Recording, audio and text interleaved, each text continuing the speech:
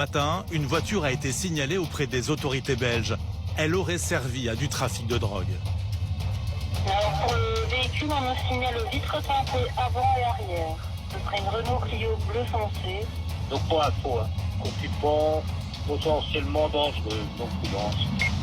Fred et son équipe sont à sa recherche, quand elle passe tout à coup sous leurs yeux. C'est bon là.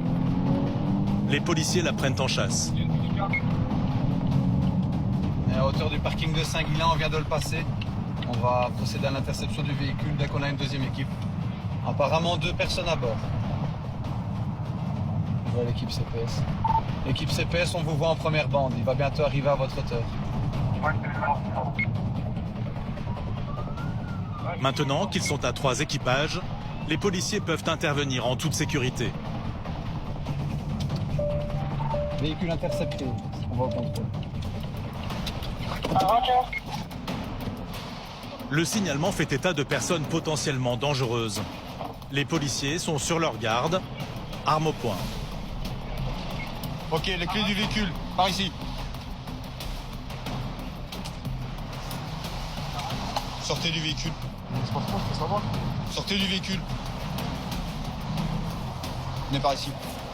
Vous écartez les bras, vous écartez les jambes. Écartez les jambes, monsieur, s'il vous plaît.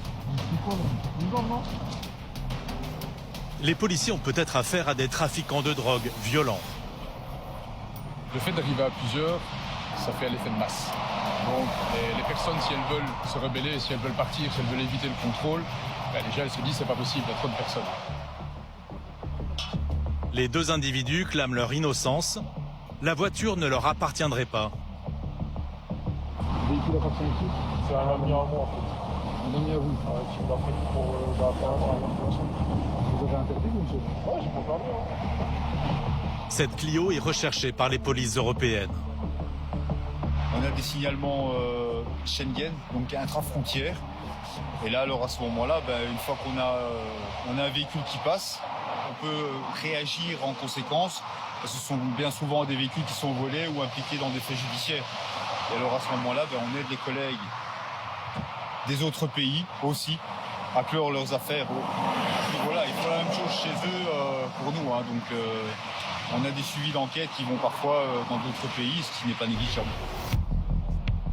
À l'intérieur du véhicule, pas de traces de drogue ou autre indice d'un quelconque trafic. Mais des ordinateurs et des boîtes à outils.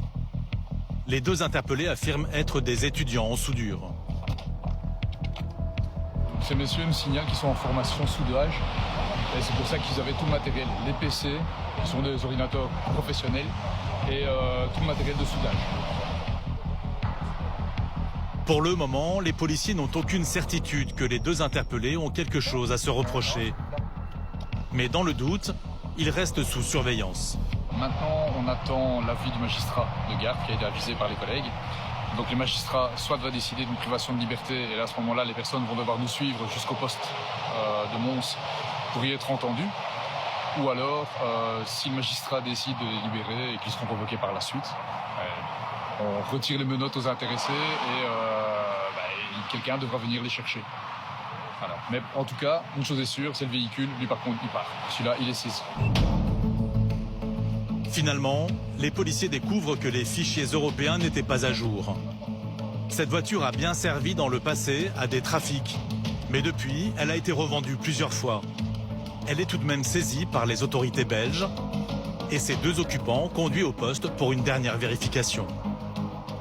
Ils ressortiront libres quelques heures plus tard et leur voiture leur sera restituée.